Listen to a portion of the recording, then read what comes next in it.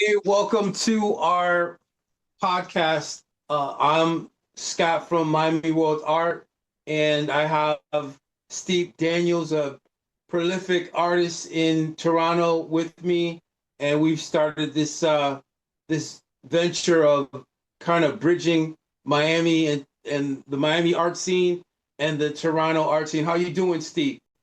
Oh, I'm doing great today, man. Thank you so much for having me. I'm really excited and fired up for this conversation we're about to dig into over here. Tell them about how you found my video and Art Basel and all that stuff.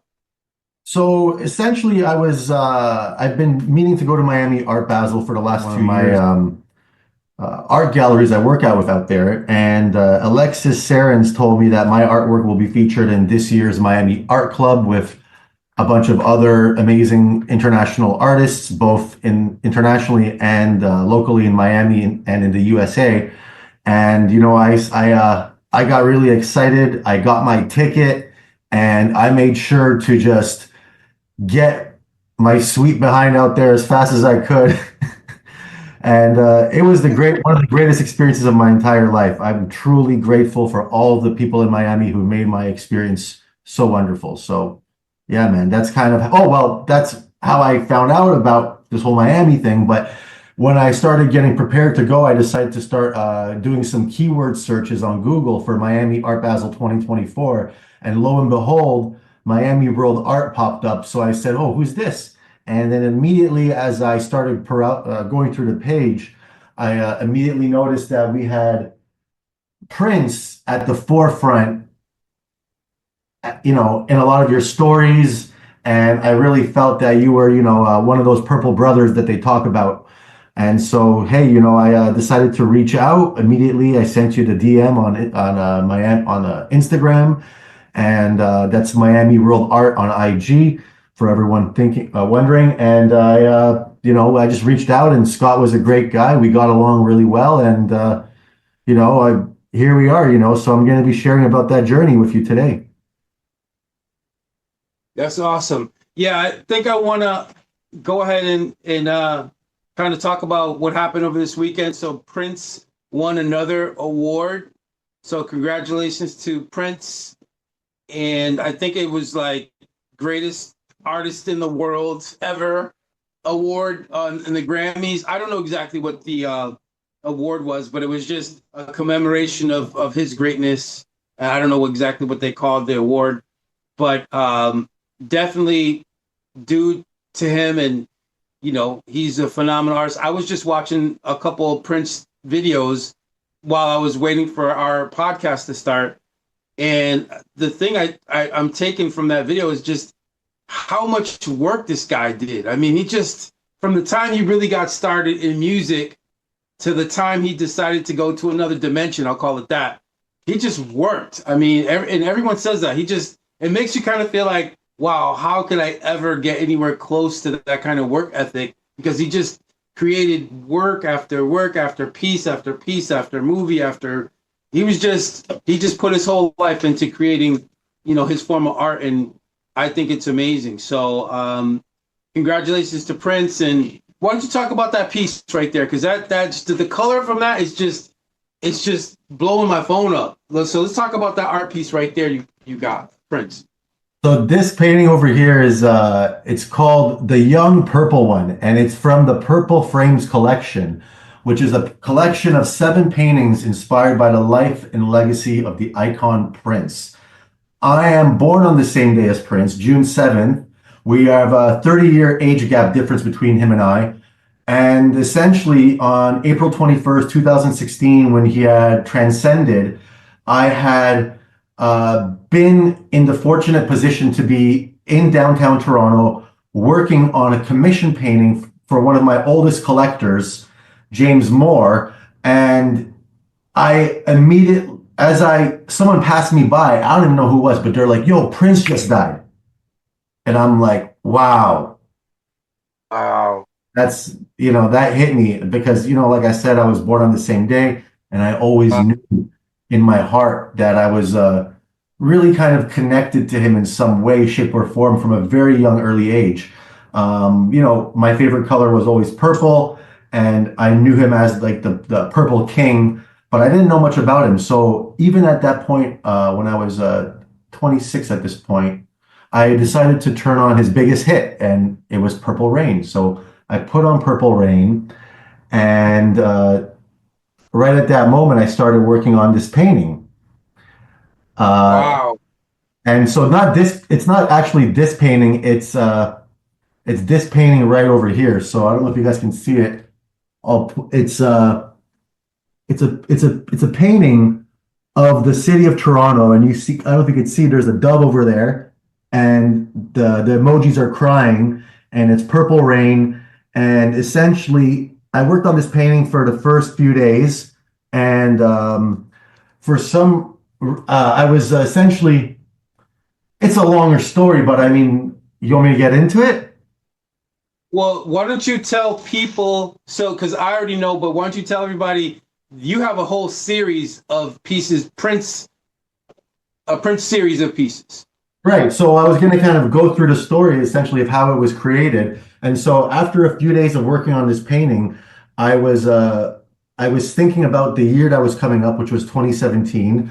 I was thinking about the year. Well, I was actually walking underneath a bridge, and this bridge is where all the trains pass through to America. And this is a bridge where I have like a long history with growing up as a child. And I seen the number 666 written big on the bridge. And I said to myself, no, screw that, 777. All right. And then right at that moment, I sat down and I'm like, 777. I'm like, that's a really interesting number, 777. What does that mean? So I thought, well, Prince is born on June 7th. I'm born on June 7th. 2017 is coming up. And I thought, well, maybe I'm going to work on 7 paintings inspired by the life and legacy of Prince, and I'm going to call it 777. So Right. I started working on these paintings, and as I was working on them, this was the first painting, like I said, the Day of Transcendence, and then immediately I'm like, I know I have to work on like a bust of him, like a nice, like iconic version of the painting of him, and I thought, well, let me take him from his most iconic era, which was the Purple Rain era, when he was young, when he had all of his vigor and all of his energy. And I decided to essentially work on that painting. And then as I was working on the paintings, I kind of kept on asking myself, what would Prince do? Because I didn't want to just sell the paintings and then like profit for myself. I felt that that would be kind of not necessarily fair towards his spirit and towards the spirit of what he stood for. So I decided that I would use this collection of 7 paintings to start a children's nonprofit in my area to do with overcoming through arts, athletics, and extreme sports. Wow. So that was its own journey. But let me quickly kind of just go through those 7 paintings over here. I started with, like I said, the painting of the city of Toronto. And then there was another painting over here of him, which I called the Young Prince. And it's a painting of him as a young boy, young man, 16 years old. He's playing piano in his father's house. And there's a statement that's next to him, and it says, "A strong spirit transcends rules." Prince once said, and nobody's spirit was stronger, bolder, or more creative. And that's something that President Barack Obama said. Wow.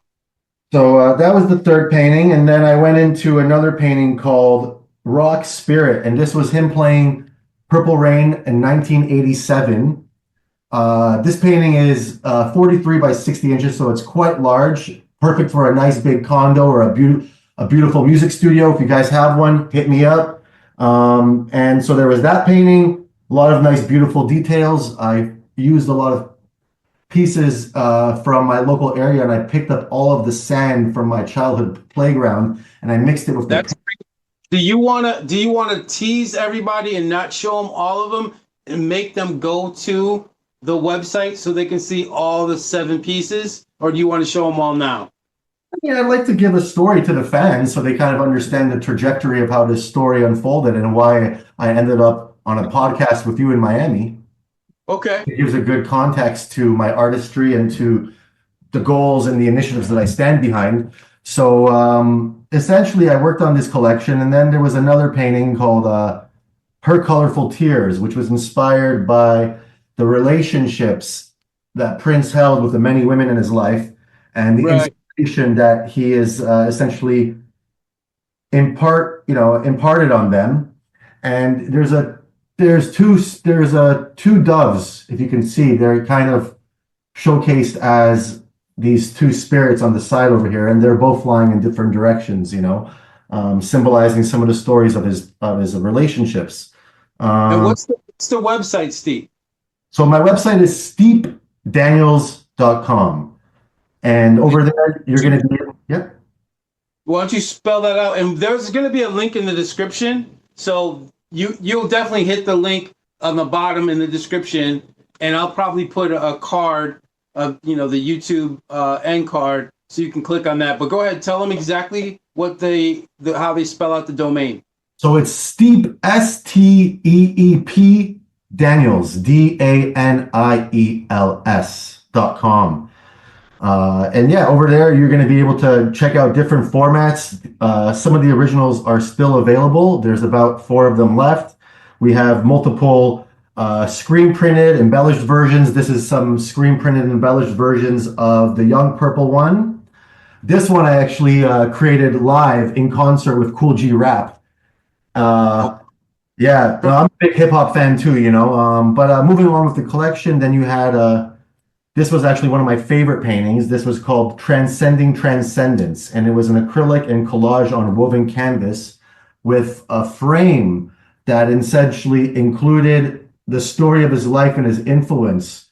And yeah, it's a crazy painting. And I even put a little owl in there. I don't know if you could see it. It's right over there, but there's an owl, and that owl has a later part to play in the story, which we'll be discussing in future episodes. And so yeah, I worked on all these pieces, and the final piece was this one right over here, which was called. It was actually the most controversial painting I made for many reasons. I guess you'll be able to tell when you see it.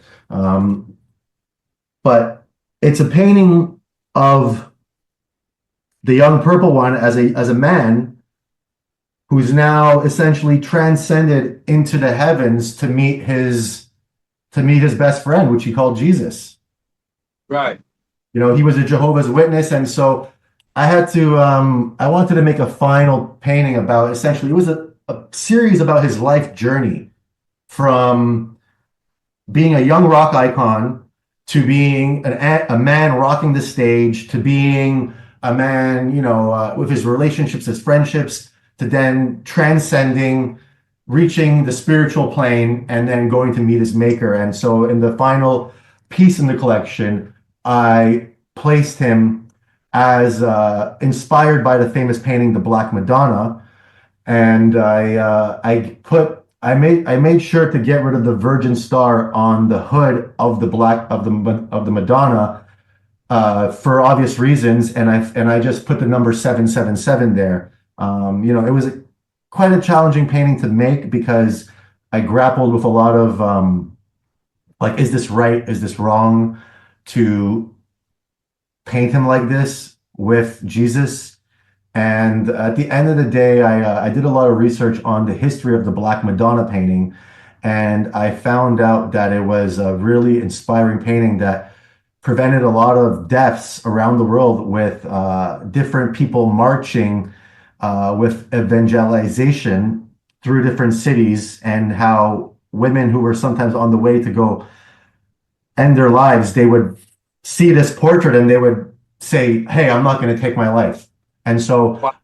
I felt that if I recreate it with Prince, it could serve as an inspiration to artists who are going through hard times, overcoming. And I made it my best effort to many times give out a lot of stickers of that piece and a lot of screen prints to just people I would meet in the street when I was selling my artwork. And I've heard incredible stories, like even 5 years later, running into people and they're saying, "Hey man, that's still on my wall. I see it every day and it inspires me." So, That's cool.